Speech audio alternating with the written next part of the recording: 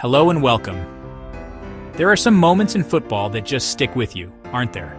The roar of the crowd, the swish of the net, the sheer, unadulterated joy of a goal that feels like it's changed the world. We're going on a journey back through those moments today, looking at the players who didn't just play the game, they defined it. You simply can't start a conversation about the greatest without mentioning the name Pele. For many, he's not just a footballer, he's a global icon, the original superstar. Winning it not once, not twice, but 3 times. He had it all. The pace, the creativity that seemed to have no limits. Then came Diego.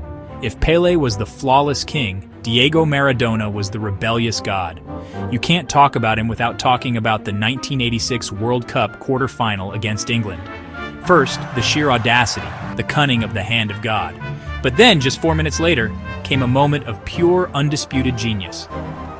The goal of the century. He carried teams on his back. Some players score goals, others win trophies, but a very select few changed the way we think about the game itself. Johan Cruyff was one of those. He wasn't just playing football, he was conducting it. A philosophy where any player could take over the role of any other player in the team. The Cruyff turn, a piece of skill so simple yet so devastatingly effective.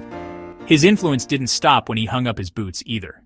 Every great team needs a leader, a general who commands respect and inspires confidence.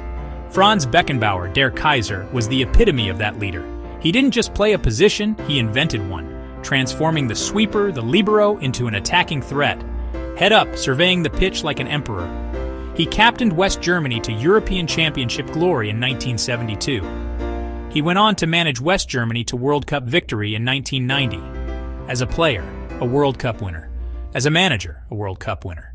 If football is an art, Zinedine Zidane was one of its greatest artists. Watching him play was like watching a ballet. Every touch, every turn, that signature move, the roulette. Just think of the 1998 World Cup final, and he delivers with 2 brilliant headers to win France their first ever World Cup. Of course, his career ended in that moment of madness in 2006. We now enter the era of the super athletes, and no one defines that more than Cristiano Ronaldo. The dedication, the professionalism, his physical attributes are astonishing. The leap, the speed, the numbers are just mind-boggling. 5 Ballon d'Or awards, 5 Champions League titles, his rivalry with Messi defined an era. And on the other side of that incredible rivalry, you have Lionel Messi. If Ronaldo is the perfect physical specimen, Messi is the natural-born genius, a player who seems to have a connection with the football that, honestly, just defies logic. The way he dribbles with the ball seemingly attached to his left foot is just hypnotic. His vision and range of passing are extraordinary. So many different types, from mazy solo runs to delicate chips and ferocious long-range strikes. A record 8 Ballon d'Or award speaks for itself. He finally silenced them by leading Argentina to Copa America glory. And then, the biggest prize of all, the World Cup in 2022, completing the story of one of the greatest to ever grace a football pitch. Before Zidane, there was another French maestro who ruled European football, Michel Platini. He won the Ballon d'Or 3 years in a row. He wasn't a striker, but he scored an astonishing number of goals from midfield. His performance at the 1984 European Championship is, well, the stuff of legend. He was also a dead ball specialist. He was the complete midfielder, le roi, the king, a creative genius who combined elegance with a ruthless eye for goal. Some players are remembered for their trophies, others for their statistics.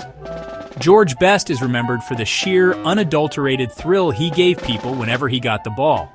He was football's first rock and roll superstar, the 5th Beatle. He had the talent, he was the star of the Manchester United team that won the European Cup in 1968.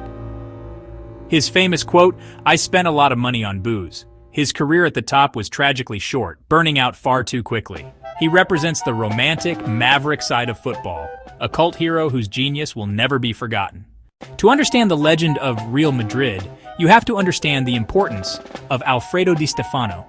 He was the player who turned them into the biggest club in the world.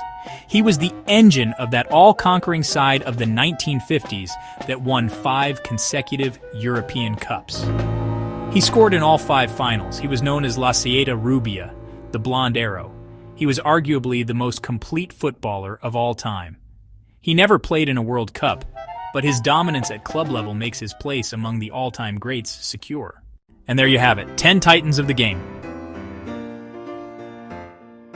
Each one of them left an indelible mark on football.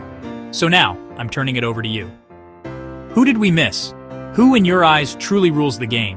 If you enjoyed this trip down memory lane and want to see more content celebrating the legends of the beautiful game, then please make sure you hit that like button. And more importantly, subscribe to the channel so you don't miss what's coming next.